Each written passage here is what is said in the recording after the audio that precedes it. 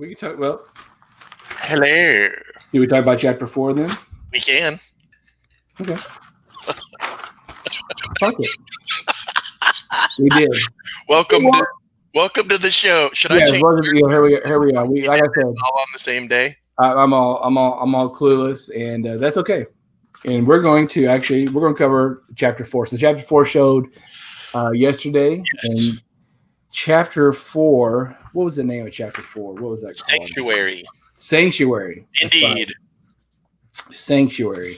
So this is going to be really rough because I didn't get to take all the notes I wanted to. But you know what? That's what entertainment's all about. Just lying about the seat of your pants and hoping for the worst. So for sure, hoping for the worst. And this one was the Bryce Dallas Howard directed episode. That's right. So we got some Ron Howard DNA thrown into this one. Yeah. And for sure. You know, I liked her in Black Mirror. I thought she was pretty good. That one, I forgot what it was called. Nosedive, I think it was called. She was really good. And she's been in much bigger things. Jurassic World. Art and all that stuff, you know. But, you know, whatever. She'll always be the Black Mirror person to me. Black Mirror person. All right. So, Sanctuary, chapter 4. So here we are. We're going to talk about chapter 4. And so we got the episode opens up. You got a village of just little shrimp farmers. They kind of mind their own business. They don't do much, but just, you know, do the Forrest Bubba Gump shrimp thing. You know, they make shrimp, everything out of shrimp. You know, they're pretty happy with that. And why is everything blue? Right. So I take it blue shrimp? Since the shrimp are blue, they dye everything blue. I guess I'm guessing part of their culture kind of thing. Blue shrimp. I've never seen blue shrimp. That'd be interesting. Yeah. I wonder what those taste like. Right. Are they blueberry flavored? I don't know. Or are they shrimp? It's just shrimp. Okay. Just blue shrimp flavored. You know, they couldn't make it. You know, they had to make it different because it's, you know, another planet. It had to be blue. Well, I mean, heaven forbid they actually ate ham sandwiches in space or in the future. Right. Future. Well, it's in the galaxy a long time ago, right? So they say, well, far, far away. Far, far away. But I'm not like, I don't know. Yeah. Apparently, tuna fish sandwiches, mac and cheese, that stuff doesn't exist. We got blue milk from weird seals sitting on rocks and blue shrimp. Yeah. I don't. Yeah. The import cost on those has to be ridiculous. Yeah. Yes. Well, they make this weird, what do they call it, spachas, what they kept talking about. I don't know what the hell that's supposed to be. Is that like a liquor or something? Or I don't know. I don't know if it's that or their version of gumbo. Could be. I don't know. They might be the Louisiana of the universe. That's true. There's Shrimp Fest and all that kind of Shrimp Fest stuff. Yeah, there's no Red Lobster there, but anyway. So we got the. So he cruises into town. What's that? So he cruises into town. He cruises on the planet, but before though, right? So they're minding their own business, gathering some scrimps, and all of a sudden these blasters come blasting down right through the trees, and these pig people come running in, and they raid their village. And so they scream, "Oh, they're back!" and they run and they take off. Right. And so here's the thing: if you want these people to be productive and feed you on a continuous basis, right? Why are you destroying shit? If they've already run off in fear, just stroll in. You get 10 guys and go collect. They go pick up shit. You know, but they had to like stab a droid and burn shit, and they're destroying the stuff they use to grab the things you need. Right. And I was like, that anyway. But I guess that. And apparently they don't think about people hiding in baskets in the water either. That was, I mean, he was 3 feet away Right. Didn't even bother to turn that shrimp basket over. Right. Well, they are pigs, people. So it's the Orokai extras from Lord of the Rings. They finally found work. they had some leftover costumes. Finally strapped those on. Got some more use out of that. Right. That's a good call. That's probably what happened. The props guys like I got this shit in the bag. It's going the ways. I got these extra masks. All right. We got some dirty clothes. Let's save a couple bucks. Right. There you go. Yeah. So these raiders come in, they grab everything, go back, and so now we flip over to we got the Mandalorian and Baby Yoda sitting there like a little hula doll on his dash, just hanging out and touching buttons like Dennis the Menace. And and the Mandalorian has great patience with the little guy. You know, he doesn't give him the backhand and say quit touching shit. You know, he's very sweet with him, very nice. He does repeat himself constantly. Right. Yeah, and it's like having a toddler. Right, and for something that's 50 years old, that's kind of annoying. But if he's a child, but he's still a baby, obviously. So he finds this planet, says, hey, this planet's not very heavily populated, no spaceports. This is where we're going to go. It's where we're going to live. And, so they land, and so they end up once again in a tavern bar. You know, that's the theme. Alcohol is very much a theme in Star Wars. This guy is just doing a massive bar crawl. Right. Yeah, exactly. It's crazy. Universal bar crawl. So he enters and he sits down, and this is our introduction to Gina Carano. The character, Carano. Yeah. That's right, Gina Carano, and she plays a Cara Dune as her character. So which is awesome because they just took her first name from her real last name. Right. Yeah. Well, they just said, "Hey, let's call her Cara." And it's kind of like the Apollo Creed thing. They kind of made a name similar to his. Creed. Yeah, whatever, something that's kind of similar to it. But yeah, there's not much thought. They're just writing that shit as fast as they can. Exactly. So, and the nice thing about Gina is that she's a fellow Texan. She's an MMA fighter. MMA fighter, yeah. And so another interesting side note, I found out that Pedro Pascal, who plays our hero, the Mandalorian, he spent some of his childhood here in San Antonio. So, nice. Yeah, he was on a swim. He competed, and I guess in high school, competitive swimming. He went to state. So, and then he moved to New York after that or something like that. So very cool. Interesting little trivia there. So we get our introduction to Cara Dune, and she thinks that she sees the Mandalorian. She's like, oh shit, he's going to try to bring me in. Mm-hmm. So, all of a sudden, Mandalorian's talking to the waitress, and then he looks up, and she disappears, and so he goes after her, and he gets ambushed, and she's put a pretty good beating on him, and so they kind of come to a draw where they got weapons pointed at each other, and right in the face. They kind of look to the side, and there's Baby Yoda sipping on the bone broth, Yeah, and I guess that was, that lowered the tension there by seeing Baby Yoda. Once again, the big eyes, the big ears. Yeah.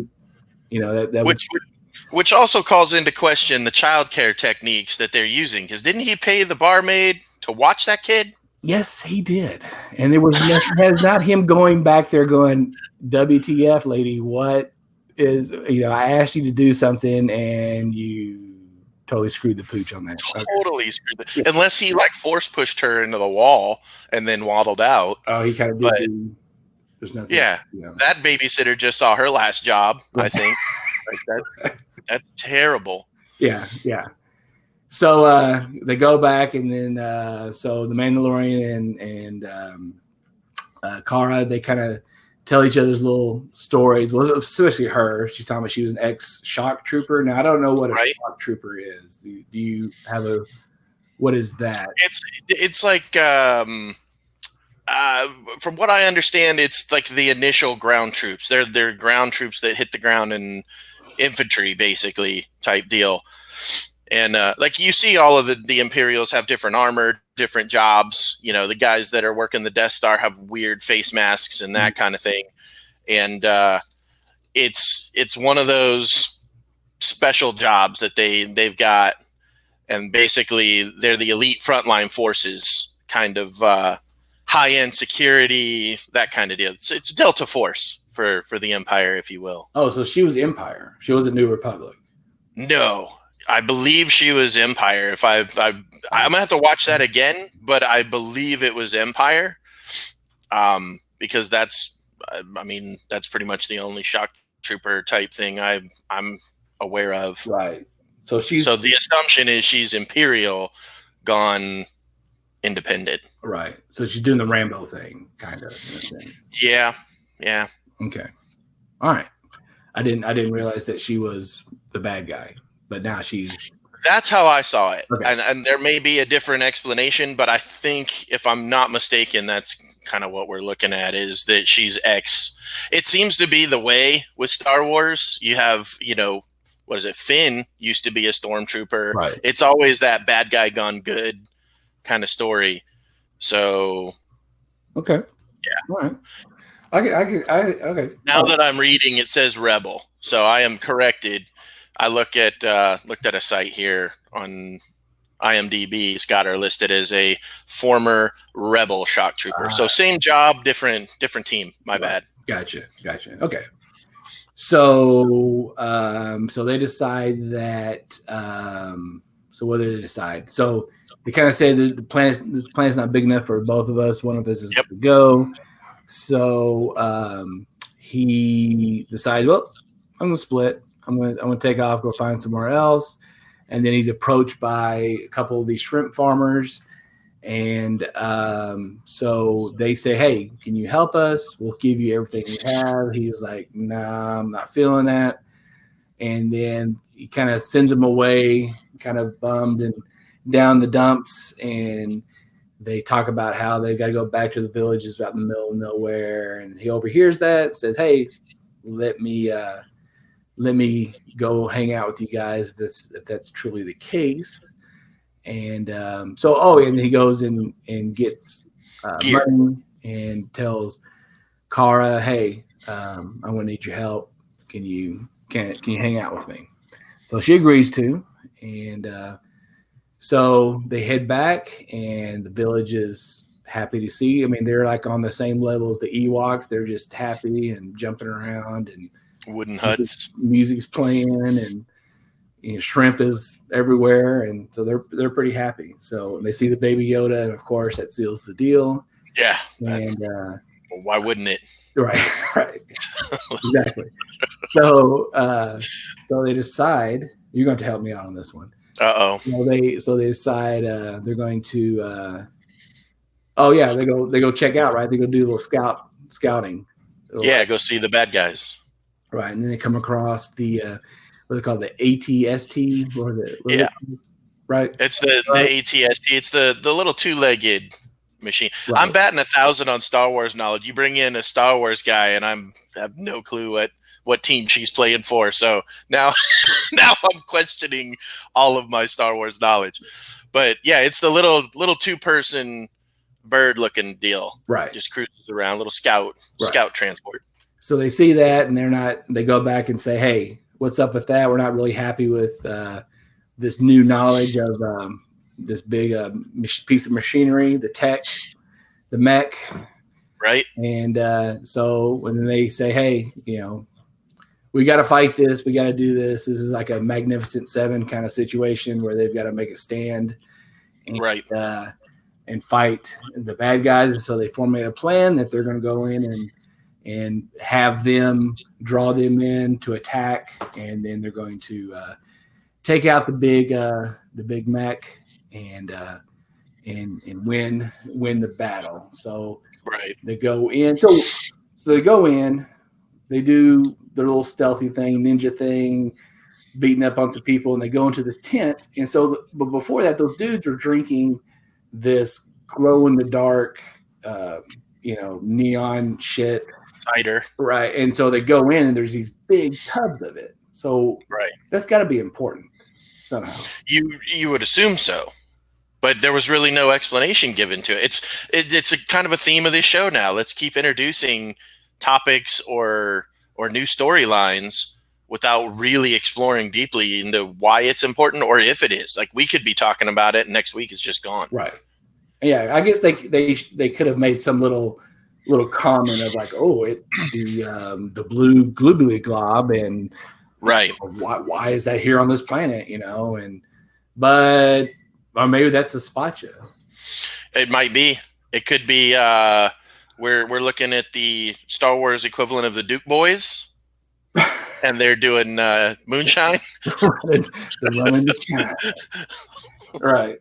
Yeah, that's true. They say it's a big planet. I'm sure there's other species and people, and they've got the monopoly on the blue weird shit that's in these vats. Okay, exactly. Who knows? That's right, and we'll probably never know, but it's okay. Yeah, or they could explain it next week.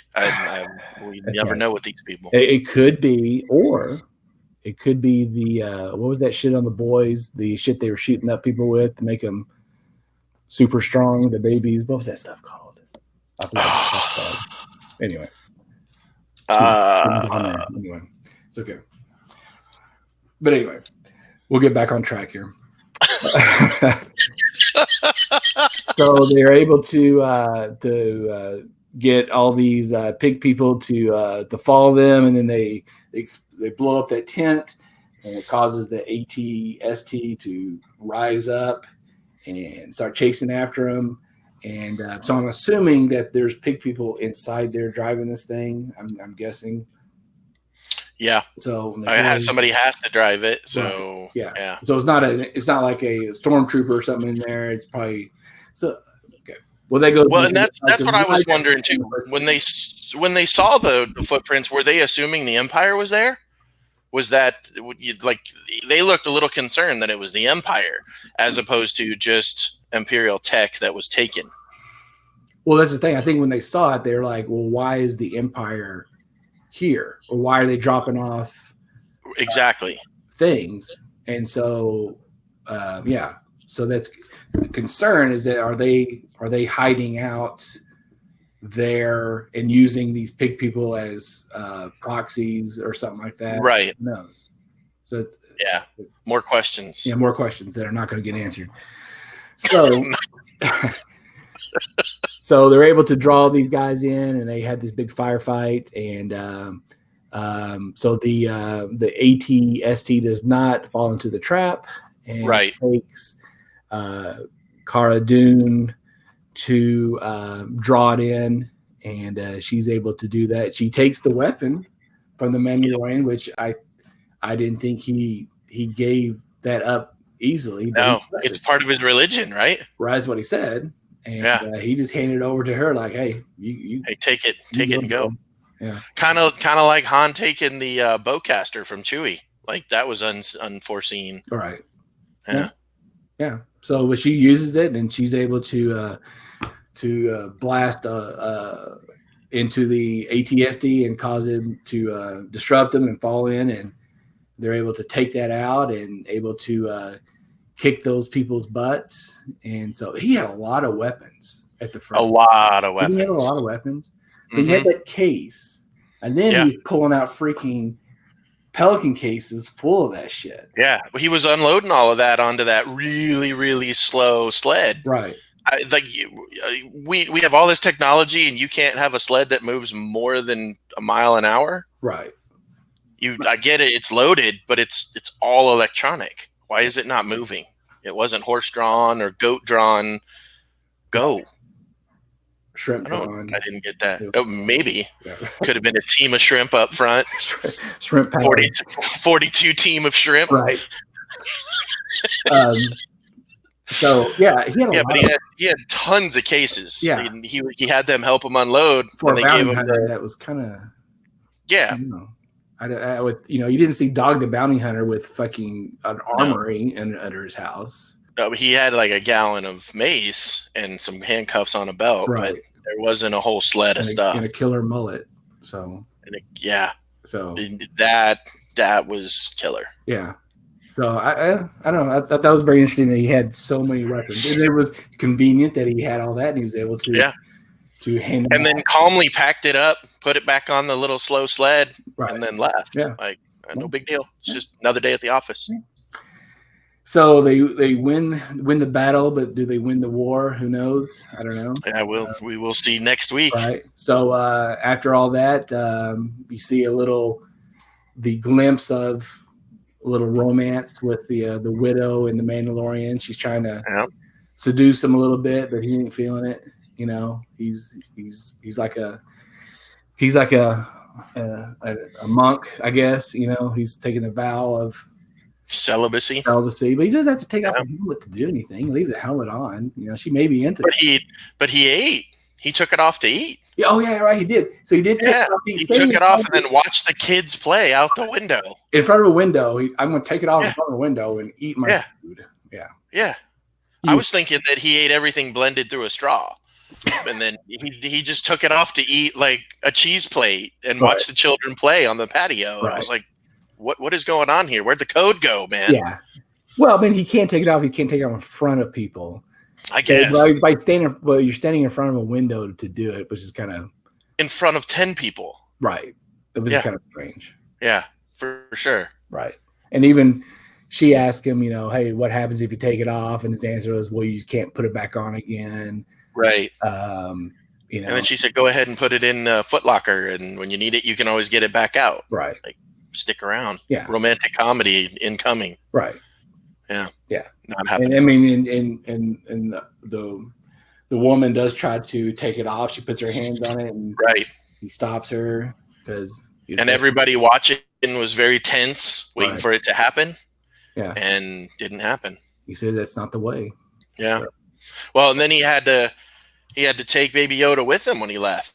Like he was going to leave him there to play with the kids and have a fun time. And then old elementary school recorder expert from the Uber station, I guess, followed him.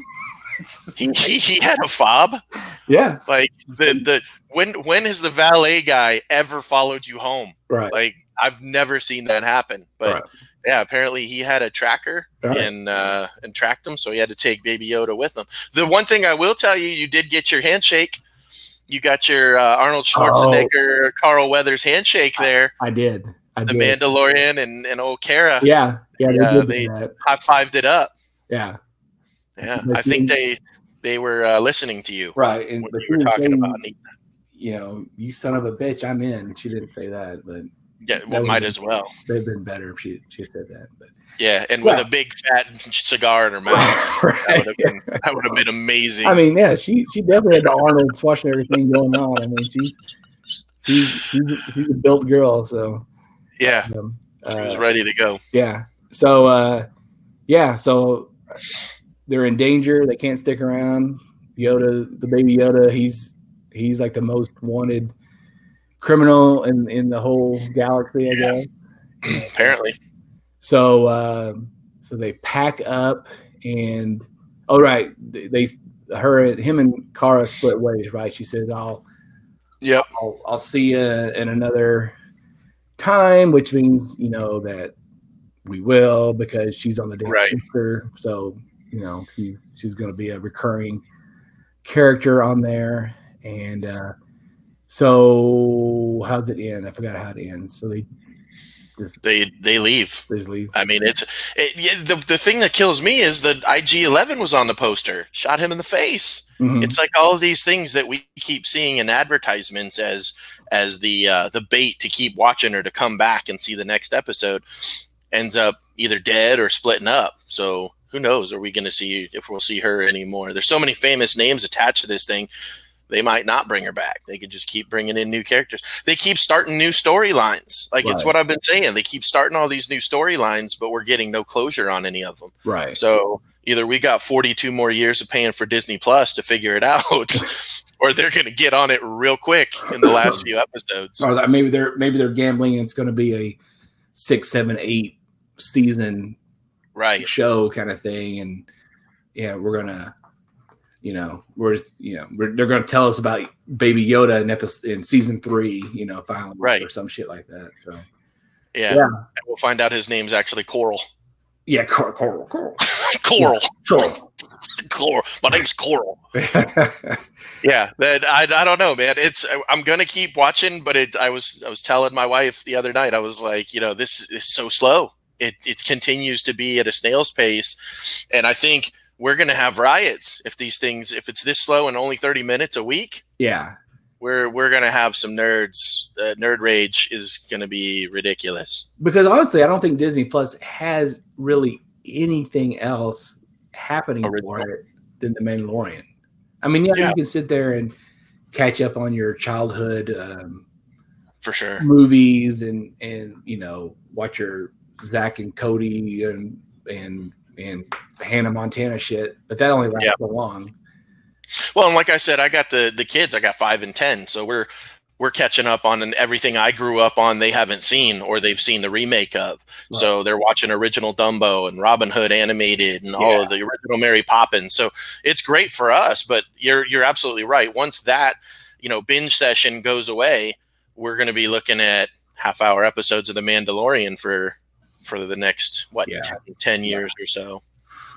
Which I'm not going to complain, because we could not be watching anything. We could not have any of this, and the potential's there. I think the show's great so far. I like the way they've done everything practically. It's not a ton of CGI. Like the prequels, I think, aired on the side of CGI, and this has a lot more, real TV feel to it. Right. But it feels like a weird Quantum Leap show where the hero will eventually get home and we'll figure out who he is. But we're going to wait 12 seasons, and in the meantime, he's just going to jump into weird situations. Yeah. So, but it's interesting. Yeah. Food for thought. Yeah. Yeah. So I think that's a pretty quick wrap up on that chapter 4. Yes. Yeah. So yeah. I don't know. We gotta wait until next time, next week, next Friday, and so be it. So that is it. And once again, I want to thank Adam. I want you, for being on here and helping me, walking me through this, and giving you bad information. No, it's all right. It's all right. This is a learning experience that we're doing. I appreciate the invite. Thank you absolutely. So we're gonna, like I said, we're gonna try to make this a weekly thing. We'll watch it on Friday, and by Saturday or Sunday we'll talk about it, and we'll have some fun with it. And so like I said, please subscribe, please like, please share. As a side note, if any of y'all are into reality television, you can always check out a show called Sequester Access that I'm on, and it's a great show, very interesting show, very fun, and be sure to check that out. I'll put the link up for that. And but yeah, so once again, Adam, thanks. And not a problem. Thank you. We will talk to y'all next week then. All right.